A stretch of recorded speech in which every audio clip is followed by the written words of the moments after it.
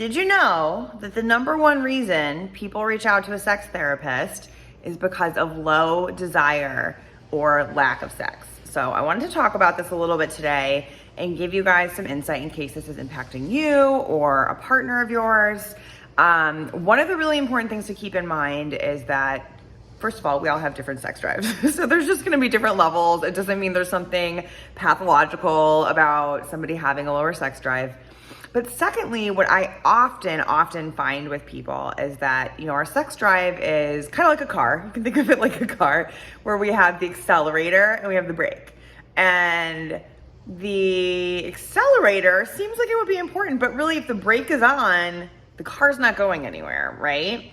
So that becomes a big part of the detective work, is figuring out what is hitting the brake, because I've even had people come to me who identify as having a really high sex drive historically and kind of are not sure, what has happened. So especially in those cases, there's something clearly hitting the brake. Often it's not an obvious thing though.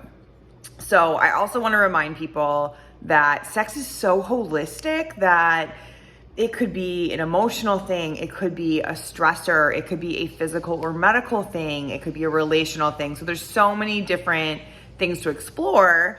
And as a lot of you know, I was, a holistic health, therapist before becoming a sex therapist. So that's still very much part of my lens, is to look at the whole person and, what could be hitting the brakes and killing their sex drive. It could be performance anxiety, so many options.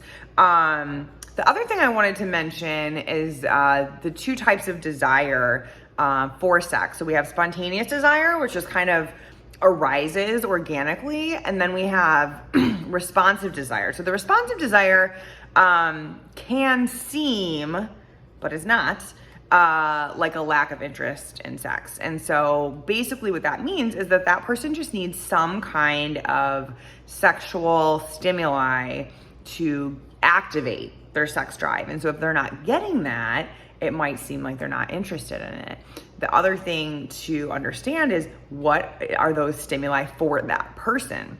And so it's a very kind of customized, individualized thing to understand what is that person's turn on. So maybe it's, quality time together. I actually find that to be the case for a lot of couples.